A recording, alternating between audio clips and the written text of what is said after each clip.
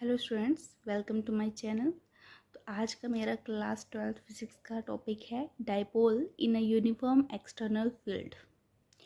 तो अब हम एक डाइपोल लेंगे और उसे एक्सटर्नल फील्ड जो कि यूनिफॉर्म होगी इलेक्ट्रिक फील्ड उसमें रखेंगे। ठीक है, तो मान लो मैंने अपना चार्ज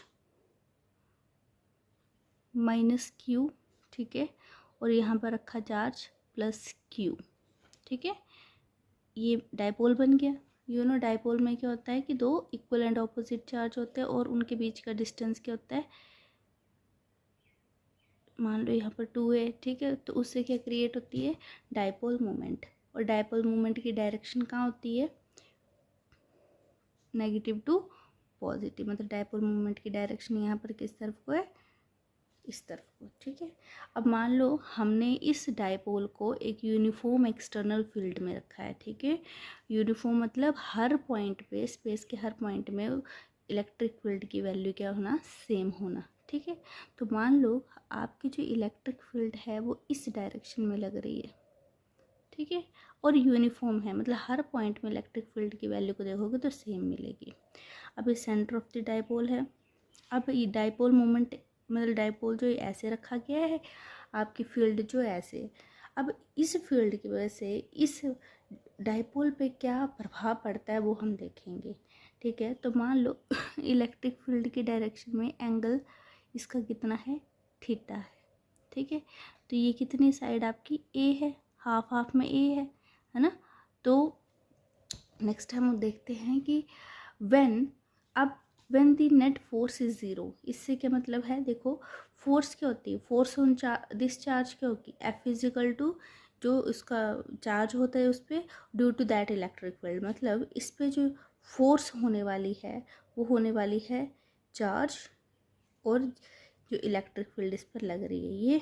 ठीक है, मतलब फोर्स की डायरेक्शन कैसे आ रही है, माइनस में। ठीक है, मतलब फोर्स किस तरफ को जा रही होगी, यहाँ पर फोर्स ड्यू टू -q नीचे को जा रही है।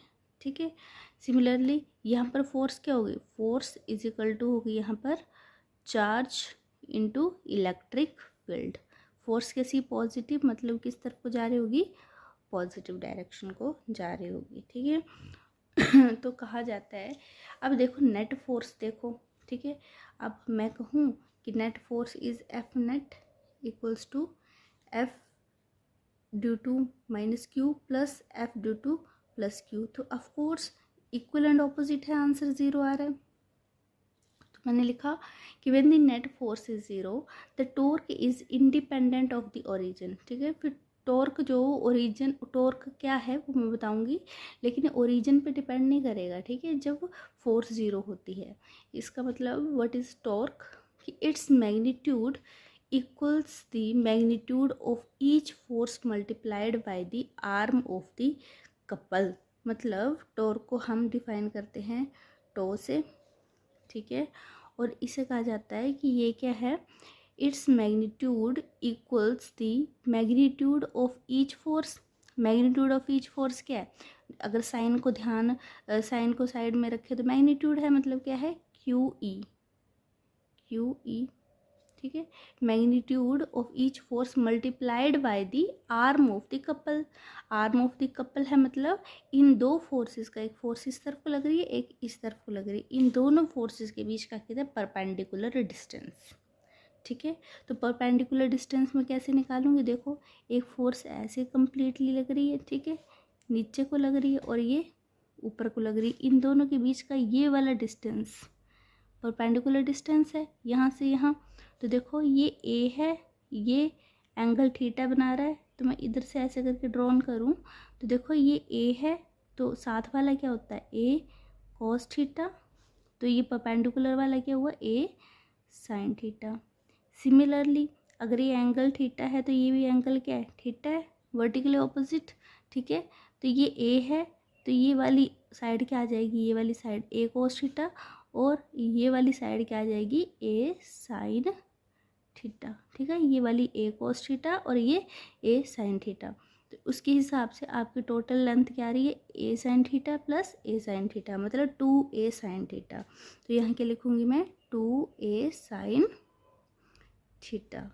अब ध्यान से देखो आप, Q चार्ज है ना, ठीक है, और 2a क्या है, डिस्टेंस बिटवीन दैम 2a, ठीक है। तो वो क्या होता है, charge into distance between the magnitude of either charge into distance between those charges is called the dipole moment. तो इसे मैं क्या लिख सकती हूँ, P, ठीक है, मैग्नीट्यूड फॉर्म में, और साथ में क्या लगा, E और साइन थीटा। और जब इस कॉम्बिनेशन को हम क्या क्रॉस प्रोडक्ट बोलते हैं, ठीक है, मतलब P क्रॉस E। तो टॉर्क को ऐसे डिफाइन कर सकते हैं वेक्टर फॉर्म में। अब देखो आपका थीटा जो है, अब ये यहाँ पर आपका डाइपोल ऐसे करके रखा गया, ऐसे करके आपका डाइपोल रखा गया, और ये इलेक्ट्रिक फील्ड है, ठीक है, इसके साथ थीटा एंगल बना रहा है, राइट। अब ये इलेक्ट्रिक फील्ड के इस डायरेक्शन में लगी हुई है, ठीक है, और डाइपोल मोमेंट आपकी किस तरफ को है, इस तरफ को है ना, ठीक है। अब अगर ये डाइपोल मोमेंट, मतलब इसे torque is like a force, ठीक है, इस पे टॉर्क जो लग रही है, तो ये ऐसे करके मतलब डाइपोल, और आपकी इलेक्ट्रिक फील्ड इस तरह से है, तो आपका ये क्या कोशिश कर रहा है कि इसे अपनी तरफ अलाइन करने की कोशिश कर रहा है। जब ये ऐसे आ जाएगा, देखो इलेक्ट्रिक फील्ड की डायरेक्शन में आ जाएगा, मतलब ये एंगल रिड्यूस होके क्या हो जाएगा, ज़ीरो, ठीक है। जब एंगल ज़ीरो हो जाएगा तो साइन ज़ीरो क्या होता है, ज़ीरो, मतलब टॉर्क यहाँ पर इस पॉइंट पे आके जब पूरा डाइपोल को ले आऊँगे तो ज़ीरो होने वाली है।